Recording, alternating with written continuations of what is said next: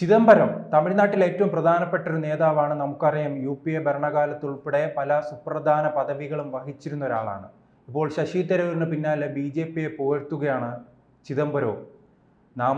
ഇപ്പോൾ BJPയുടെ കാര്യം പരിശോധിക്കുമ്പോൾ അറിയാം, മിഷൻ സൗത്തുമായി BJP വളരാൻ നിൽക്കുമ്പോഴാണ് തമിഴ്നാട്ടിൽ നിന്നുള്ള ഈ നേതാവിൻ്റെ ഈ പ്രസ്താവന. ഇതിൻ്റെ പിന്നിൽ ലക്ഷ്യം എന്താണ്? ചിദംബരം കോൺഗ്രസിൻ്റെ ഒരു സൗത്ത് ഇന്ത്യയിലെ മാത്രമല്ല, കോൺഗ്രസ് ഭരിച്ചുകൊണ്ടിരുന്നപ്പോൾ കോൺഗ്രസിൻ്റെ ഒരു വലിയ തിങ്ക് ടാങ്ക് ആയിരുന്നു, ഒരു ബുദ്ധി കേന്ദ്രം തന്നെ ആയിരുന്നു ചിദംബരം. ചിദംബരം ആഭ്യന്തരമന്ത്രിയൊക്കെ ആയിരുന്ന ആളാണ്, ധനമന്ത്രി ആയിരുന്ന ആളാണ്. ചിദംബരത്തിനെതിരെ വലിയ അഴിമതി ആരോപണങ്ങളും ഒക്കെ ഉണ്ട്. എങ്കിലും ഈ ചിദംബരം കോൺഗ്രസിൻ്റെ ഒരു എന്താ പറയുക, ഒരു ബൗദ്ധിക മുഖം ആയിരുന്നു ചിദംബരം. ആ ചിദംബരം ഇപ്പോൾ സഹികെട്ടാണ് ഇപ്പോൾ പറഞ്ഞിരിക്കുന്നത്, ഇന്ത്യ മുന്നണി തകർന്നു, അതിന് ഒരു ജനകീയ പ്രശ്നങ്ങളും ഏറ്റെടുക്കാനുള്ള കഴിവില്ല, ഇന്ത്യ മുന്നണി ഒരു രാഷ്ട്രീയ പ്രശ്നവും കൈകാര്യം ചെയ്യുന്നില്ല, സമ്പൂർണ്ണമായിട്ടും മുന്നണി തകർച്ചയുടെ വക്കിലാണ്, ആ മുന്നണി എന്ത് രാഷ്ട്രീയമാണ് ചെയ്യുന്നത്, പ്രവർത്തിക്കുന്നത് എന്നാണ് ചിദംബരം ചോദിക്കുന്നത്. ശരിയാണ്, ചിദംബരം ഒരു ഈ ശരി പറയുന്നവരെ കോൺഗ്രസിന് ഇപ്പോൾ വേണ്ട. കുറച്ച് നാളുകളായി ശരി പറയുന്ന ഒരു വ്യക്തിയാണ് ശശി തരൂർ. അദ്ദേഹത്തിന്റെ അവസ്ഥ ഇപ്പോൾ അറിയാമല്ലോ. അതെ, പിന്നീട് കോൺഗ്രസിൽ പറയുന്ന പല യുവ നേതാക്കളെ നാം കണ്ടിട്ടുണ്ട്. അതോടൊപ്പം തന്നെ മുതിർന്ന ഗുലാം നബി ആസാദ് ഉൾപ്പെടെയുള്ള യുവ നേതാക്കൾ നോക്കുകയാണെങ്കിൽ ജിതേന്ദ്ര പ്രസാദ്, അതോടൊപ്പം തന്നെ ജ്യോതിരാദിത്യ സിൻഹ അടക്കമുള്ളവർ ഇപ്പോൾ എവിടെയാണ് ഇരിക്കുന്നത്? അതെ, കോൺഗ്രസ്സിന് നമുക്കറിയാം, കോൺഗ്രസ് എന്ന് പറയുന്നത് സംഘടനാപരമായിട്ട് വലിയ തകർച്ചയെ നേരിട്ട് കഴിഞ്ഞു. ഇനി അത് സംഘടനാ തലത്തിൽ തകരാൻ ബാക്കിയില്ല, അത്രത്തോളം തകർച്ച നേരിട്ട് കഴിഞ്ഞു. നമുക്കറിയാം, പണ്ടൊക്കെ കേരളത്തിൽ നിന്ന് പോലും ദേശീയ നേതാക്കൾ വലിയ തോതിൽ ഉയർന്നു വന്നിരുന്നു. കെ കരുണാകരൻ, AK ആൻ്റണി, വയലാർ രവി, വക്കം പുരുഷോത്തമൻ, അങ്ങനെ എത്ര പേരാണ് ദേശീയ തലത്തിൽ പോലും കോൺഗ്രസ്സിന് പ്രവർത്തിക്കാനുണ്ടായിരുന്നത്. ഇന്ന് അങ്ങനെയൊന്നും കോൺഗ്രസ്സിന് അവകാശപ്പെടാനില്ല. ഇന്ന് കേരളത്തിൽ നിന്ന് ആകെ ഒരു KC വേണുഗോപാലാണ്. 18 പേര് ജയിച്ച MP മാരൊക്കെയാണ്. പക്ഷേ ഞാൻ ചോദിക്കട്ടെ, ആൻ്റോ ആൻ്റണി എത്ര പേരറിയും? ആൻ്റോ ആൻ്റണിയെക്കുറിച്ചാണ് K സുധാകരൻ പറഞ്ഞത്, ക്ഷമിക്കണം, K മുരളീധരൻ പറഞ്ഞത്, ഫോട്ടോ കണ്ടെങ്കിലും തിരിച്ചറിയുന്ന ആളിനെ KPCC പ്രസിഡൻ്റ് ആക്കണം എന്ന്. ആൻ്റോ ആൻ്റണി ഇപ്പോൾ വലിയ വായിൽ നിലവിളിക്കുകയാണ്, ഉപജാപക സംഘം പ്രവർത്തിച്ചു എന്നൊക്കെയാണ്. ഈ ആൻ്റോ ആൻ്റണിക്ക് KPCC പ്രസിഡൻ്റ് ആകാനുള്ള ഒരു കഴിവുണ്ടോ? പാർട്ടിക്കുള്ളിൽ നിന്ന് തന്നെ എത്ര ശക്തമായ വിമർശനമാണ് സോഷ്യൽ മീഡിയയിൽ അദ്ദേഹത്തിനെതിരെ ഉയരുന്നത്. അദ്ദേഹം എന്തുകൊണ്ടാണ് പത്തനംതിട്ടയിൽ നിന്ന് ജയിച്ചത് എന്ന് പോലും അദ്ദേഹം ആലോചിക്കുന്നില്ല. അതവിടെ നിൽക്കട്ടെ. കോൺഗ്രസിൻ്റെ ദേശീയ തലത്തിലുള്ള നേതാക്കളുടെ കാര്യത്തിലേക്ക് വരാം. ശ്രീജിത്ത് പറഞ്ഞതുപോലെ ഗുലാം നബി ആസാദ് എക്കാലത്തും കോൺഗ്രസിൻ്റെ ഒരു തികഞ്ഞ മതേതര മുഖമായിരുന്നു. അദ്ദേഹം ഇസ്ലാം സമുദായത്തിൽപ്പെട്ട ആളാണെങ്കിലും എല്ലാവർക്കും സമ്മതനായ, ഒരർത്ഥത്തിൽ പറഞ്ഞാൽ ഇടക്കാലത്ത് ജമ്മു കാശ്മീരിൽ അദ്ദേഹം മുഖ്യമന്ത്രി വരെയായി. അങ്ങനെയൊക്കെയുള്ള ജമ്മു കാശ്മീരിൽ നിന്നുള്ള വളരെ ജനകീയനായ ഒരു നേതാവായിരുന്നു ഗുലാം നബി ആസാദ്. ആ ഗുലാം നബി ആസാദ് ഇന്ന് എന്താണ്? അദ്ദേഹം രാഷ്ട്രീയം മടക്കി വെച്ച് കോൺഗ്രസിൽ നിന്ന് രാജിവെച്ച് പുറത്തുപോയി വീട്ടിൽ മിണ്ടാതിരിക്കുകയാണ്. അദ്ദേഹം വേറൊരു പാർട്ടിയിൽ ചേരാൻ ഇഷ്ടപ്പെടാത്തതുകൊണ്ട്, ഞാൻ പ്രവർത്തിക്കുകയാണെങ്കിൽ അത് കോൺഗ്രസ്സിലേ ഉള്ളൂ എന്നൊരു തീരുമാനമുള്ളത് കൊണ്ട് അദ്ദേഹം അന്തസ്സായിട്ട് വീട്ടിലിരിക്കുന്നു. ഇതാണ് എന്തുകൊണ്ട്. ഇപ്പോൾ ഹിമന്ത ബിശ്വാസ്, ആസാമിലെ കോൺഗ്രസിൻ്റെ മുഖമായിരുന്നു ഹിമന്ത ബിശ്വാസ്. ആ ഹിമന്ത ബിശ്വാസ് ഇന്ന് അവിടുത്തെ കോൺഗ്രസിൻ്റെ ഏറ്റവും വലിയ ശക്തിയും BJPയുടെ മുഖ്യമന്ത്രിയുമാണ്. എന്തുകൊണ്ട് അത് സംഭവിച്ചു?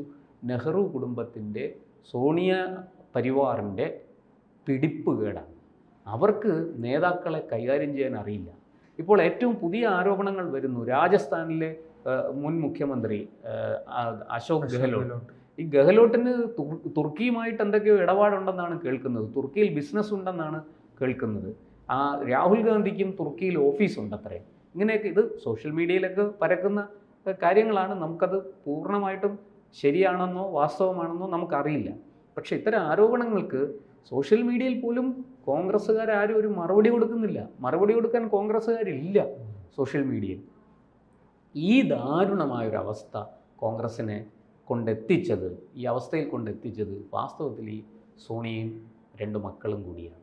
ഈ നെഹ്റു കുടുംബത്തിൻ്റെ പാരമ്പര്യവും പറഞ്ഞ് നെഹ്റൂവിയൻ സോഷ്യലിസം, നെഹ്റൂവിയൻ ലെഗസി എന്നൊക്കെ പറഞ്ഞ് കോൺഗ്രസ്സിനെ കൊണ്ടുപോയി എന്താ പറയണ്ടേ, ഈ നെഹ്റു കുടുംബത്തിൻ്റെ തൊഴുത്തിൽ കെട്ടിക്കളഞ്ഞു. ആ തൊഴുത്തിൽ കെട്ടിയതിൻ്റെ ഫലമാണ് ഇന്ന് നെഹ്റു ആരംഭിച്ച ഒരു പത്രത്തിൻ്റെ ഷെയറുകൾ പോലും അടിച്ചു മാറ്റിയ അദ്ദേഹത്തിൻ്റെ പിൻതലമുറക്കാർ. അദ്ദേഹത്തിൻ്റെ കൊച്ചുമകൻ്റെ ഭാര്യയും പിന്നെ കൊച്ചുമകൻ്റെ മകനും ചേർന്ന് ഈ നാഷണൽ ഹെറാൾഡ് എന്ന് പറയുന്ന പത്രത്തിൻ്റെ ഭീമമായ, അതായത് സഹസ്ര കോടികൾ വരുന്ന ആസ്തികൾ അടിച്ചു മാറ്റി തട്ടിയെടുത്തു എന്നാണ്. അതിൻ്റെ പേരിലാണ് ഇപ്പോൾ കേസ് നടക്കുന്നത്. വിചാരണ ആരംഭിക്കാൻ പോവുകയാണ്. നിസ്സാര കുറ്റമല്ല അതൊക്കെ. അപ്പം ഈ ഒരു സാഹചര്യത്തിൽ ഈ ചിദംബരം ഉയർത്തുന്ന ഈ വാദങ്ങൾക്ക് വലിയ പ്രസക്തിയുണ്ട്. മാത്രമല്ല ഇന്ത്യ മുന്നണി, ആ മുന്നണി എവിടെ? അദ്ദേഹം ചോദിക്കുന്ന ചോദ്യം ശരിയാണ്. എവിടെ ഇന്ത്യ മുന്നണി എവിടെ? കാരണം ഈ നമുക്കറിയാം പഹൽഗാം അറ്റാക്ക് ഉണ്ടായപ്പോൾ രാഹുൽ ഗാന്ധി എന്താണ് പറഞ്ഞത്? ആ മുന്നണിയിൽ തന്നെയുള്ള അദ്ദേഹത്തിൻ്റെ ആ മുന്നണിയിലുള്ള മറ്റു പലരും എന്താണ് പറഞ്ഞത്? ഈ പിന്നെ പാർലമെൻറ്റ് സമ്മേളനം വിളിക്കണം, അടിയന്തരമായിട്ട് വിളിക്കണം എന്ന് രാഹുൽ ഗാന്ധി പറഞ്ഞപ്പോൾ ശരത് പവാർ പറയണം. ശരത് പവാർ വളരെ മുതിർന്ന നേതാവാണ്, കോൺഗ്രസ്സുകാരനായിരുന്നു. സോണിയയുടെ അപ്രമാദിത്വം അംഗീകരിക്കാതെ തെറ്റിപ്പോയതാണ്. എന്നിട്ട് NCP എന്ന് പറഞ്ഞ് ഒരു പാർട്ടി ഉണ്ടാക്കി, നാഷണലിസ്റ്റ് കോൺഗ്രസ് പാർട്ടി ഉണ്ടാക്കി, കോൺഗ്രസുമായിട്ട് ചേർന്ന് തന്നെ മഹാരാഷ്ട്ര ഭരിച്ചയാളാണ്. ആ ശരത് പവാർ പറയുന്നു പാർലമെൻറ്റ് സമ്മേളനം അടിയന്തരമായിട്ട് വിളിക്കണ്ട, ഒരു സർവകക്ഷി യോഗം വിളിക്കട്ടെ, അതിൽ പ്രധാനമന്ത്രി പങ്കെടുക്കട്ടെ എന്ന് അദ്ദേഹം പറയുകയാണ്. മമത ഒരക്ഷരം മിണ്ടുന്നില്ല. RJD എന്ന് പറയുന്നൊരു പാർട്ടിയുണ്ട് ബീഹാറിൽ, അവിടെ ഇലക്ഷനാണ് വരാൻ പോകുന്നത്. അവിടുന്ന് ഒരക്ഷരവും ഈ കാര്യത്തെക്കുറിച്ച് ഒന്നും മിണ്ടുന്നില്ല. ഇവിടെ തെക്ക് തമിഴ്നാട്ടിൽ സ്റ്റാലിനുണ്ട്, മുഖ്യമന്ത്രിയാണ്, വലിയ അധികാരങ്ങൾ കയ്യിലിരിക്കുന്ന ആളാണ്. പക്ഷേ ഇന്ത്യ മുന്നണിക്ക് വേണ്ടി എന്ത് സംസാരിക്കുന്നു? സ്റ്റാലിൻ്റെ രാഷ്ട്രീയം കളിക്കുന്നു, DMKയുടെ രാഷ്ട്രീയം പയറ്റുന്നു. അതിനപ്പുറത്തേക്ക് അവിടെ കോൺഗ്രസ്സിന് ഭിക്ഷ കൊടുക്കുന്നത് പോലെ 2-3 സീറ്റുകൾ കൊടുത്തിട്ടുണ്ട്. അല്ലാതെ അവിടെ കോൺഗ്രസ്സിന് എന്താണ് ഇന്ന് ഈ പറയുന്ന തമിഴ്നാട്ടിൽ? ഈ തമിഴ്നാട്ടിലുള്ള ഒരാളാണ് ചിദംബരം. അദ്ദേഹത്തിന് അവിടെ ഒരു വിലയും കിട്ടുന്നില്ല. ഈ പറയുന്ന മുഖ്യമന്ത്രി സ്റ്റാലിൻ ചിദംബരം എന്ന് പറയുന്ന കേന്ദ്രമന്ത്രിയെ പരിഗണിക്കുന്നു പോലുമില്ല. അങ്ങനെ ഒരാൾ തമിഴ്നാട്ടിൽ കഴിയുന്നു എന്ന് പോലും ഈ ചിദംബരം സ്റ്റാലിൻ ഗൗനിക്കുന്നില്ല. ഈ അപമാനം എത്ര നാൾ ചിദംബരം സഹിക്കും? ഇന്ത്യയുടെ ആഭ്യന്തരമന്ത്രിയായിരുന്ന ആളാണ്, ഇന്ത്യയുടെ ധനമന്ത്രിയായിരുന്ന ആളാണ്. അപ്പോൾ ചിദംബരത്തിന് ഇതിലൊക്കെ വലിയ വിഷമവും വലിയ എതിർപ്പും ഒക്കെ ഉണ്ടാവുക സ്വാഭാവികമാണ്. എന്നാൽ ഇതൊന്നും പരിഹരിക്കാൻ സ്റ്റാലിനുമായിട്ട് വിളിച്ചിരുത്തി സംസാരിച്ച് ഇത് പരിഹരിക്കാൻ ഈ പപ്പുമോന് കഴിയുന്നുമില്ല. സ്റ്റാലിന് നേരെ നിന്ന് വർത്തമാനം പറയാനുള്ള ഒരു ചങ്കൂറ്റം പോലും രാഹുൽ ഗാന്ധിക്കില്ല, സോണിയാഗാന്ധിക്കില്ല, പ്രിയങ്ക ഗാന്ധിക്കുമില്ല. പിന്നെ ഇടയ്ക്കിടയ്ക്ക് അവിടെ ഇരുന്ന് വെടി പൊട്ടിക്കുന്നുണ്ട് വാദ്ര മരുമകൻ. ഞാനിപ്പോൾ രാഷ്ട്രീയത്തിലേക്ക് വരും, ഞാനിപ്പോൾ മലമറിച്ച് കളയും, ഹിമാലയത്തിനെ എടുത്ത് അറബിക്കടലിൽ ഇടും എന്നൊക്കെയാണ് അയാൾ പറയുന്നത്. അതിനാരും അത് കേട്ട ഭാവം, കോൺഗ്രസ്സുകാർ പോലും അത് കേട്ടതായിട്ട് പോലും നടിക്കുന്നില്ല. ഈ ഒരു സാഹചര്യത്തിലാണ് ചിദംബരം ഈ വെടി പൊട്ടിച്ചിരിക്കുന്നത്. മുന്നണി എവിടെ? ഇന്ത്യ മുന്നണി എവിടെ എന്ന് ചോദിച്ചിരിക്കുന്നത്.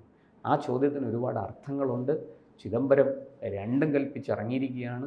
കോൺഗ്രസ്സിനത് വലിയ ദോഷം ചെയ്യും. ചിദംബരവും മകനും, ഇപ്പം മകനും MP ആണല്ലോ, അവിടുന്ന് ജയിച്ചിട്ടുണ്ടല്ലോ തമിഴ്നാട്ടിൽ നിന്ന്, കാർത്തി ചിദംബരവും മകനും ചേർന്ന് തന്ത്രങ്ങൾ അവിടെ ആവിഷ്കരിക്കുന്നുണ്ട്. എന്തൊക്കെയോ പ്ലാനിങ്ങിലാണ്.